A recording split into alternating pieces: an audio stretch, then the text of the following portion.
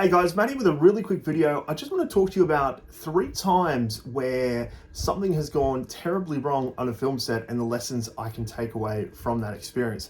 The first lesson I want to tell you about is a time we went out on a film set and our sound recorders had a new sound field mixer that he'd never used before.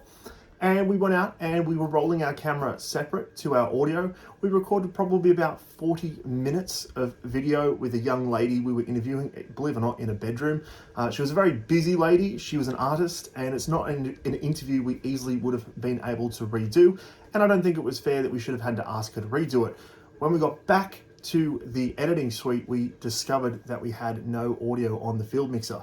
And this particular field mixer, the way that it was set up was you would press record once, and the time code would start rolling. You would have to press record a second time for it actually to start laying audio to disc.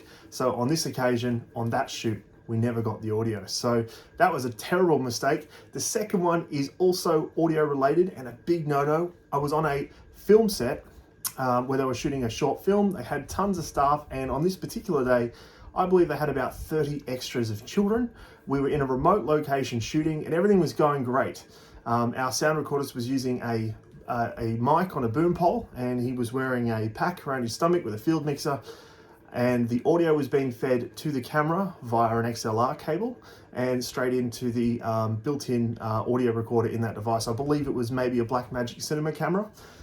We had a location change, a different scene was set up, and the camera and field mixer was moved, and when the audio was sent or plugged back into the camera, a simple mistake. It had changed from the number 1 XLR input to number 2, which meant we went from channel 1 to channel 2. The only issue there was channel 2's levels were set to 0.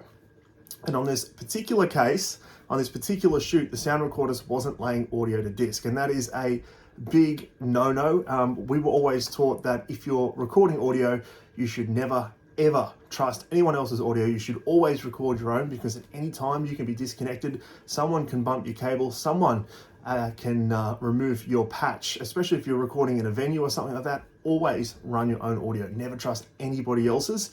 And especially on a set like this, you should definitely be recording your own audio. And the only audio in this circumstance that actually should be being sent to the camera should be for something called scratch audio, or the audio that we can use in post-production to synchronize the audio recorded on the field mixer and the audio sent to camera. It should only be used as reference audio.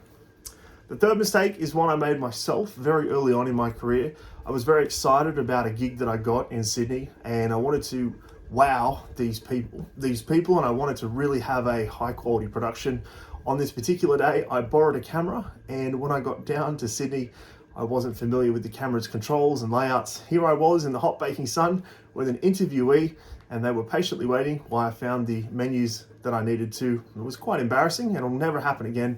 So my advice to you is you should know the camera and the equipment you're about to use inside and out. If it's not yours, you definitely should be going online. You should be reading the manuals, and you should be learning as much as you can about that device before you get anywhere near the actual set. Well, my name's Matt Morris. I appreciate you sticking around. I'll see you guys in the next video. Of course, you can connect with me. Head to matthew.media for all my links. Thanks. Have a great day. See ya.